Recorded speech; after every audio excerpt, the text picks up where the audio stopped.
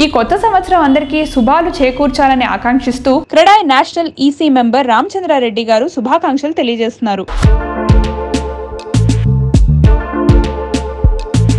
Sujan media real city ప్రేక్షకులకు 2024 happy new year. 2023లో Hyderabad real estate ఏదైతుందో అది మొత్తం ఆల్మోస్ట్ మీకు 6% గ్రోత్ ఉన్నది అని చెప్తున్నారు. దట్ టు ఎలక్షన్ ఇయర్ లో కూడా 6% గ్రోత్ అనేది ఉన్నదంటే డెఫినెట్ గా మార్కెట్ చాలా బాగున్నట్లు లెక్క. కరోనా తర్వాత Hyderabad real estate market other cities తో కంపేర్ చేసినప్పుడు బాగుండే. 2021, 22 అట్లా ఇంక్రీజ్ అవుతూ వచ్చినాయి, గ్రోత్ అవుతూ వచ్చినాయి. అండ్ ఈ 2023 మార్కెట్ ఏదైతుందో అది 2024లో కూడా కంటిన్యూ అవుతుంది. మనకు Hyderabad IT exports 2022-23 financial year లో చూసినప్పుడు మీకు ఆల్మోస్ట్ 2,41,000 crores ఎక్స్పోర్ట్స్ చేయడం జరిగింది.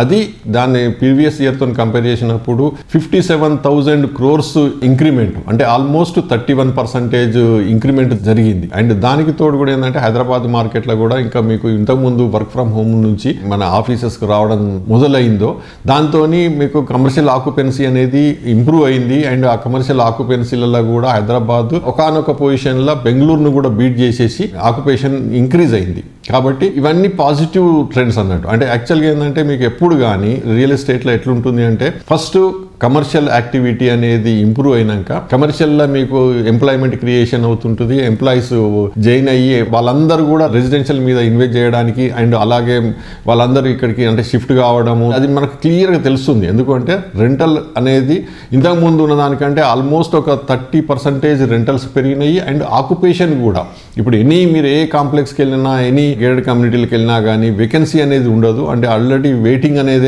జరుగుతున్నది. కాబట్టి దిస్ ఇస్ అ ట్రెండ్ అన్నట్టు. ఆ ట్రెండ్ మనకు క్లియర్గా తెలుస్తుంటుంది. కాబట్టి డెఫినెట్లీ 2024 కూడా రియల్ ఎస్టేట్కు మంచి శుభ సూచికమని అనుకుంటున్నాను.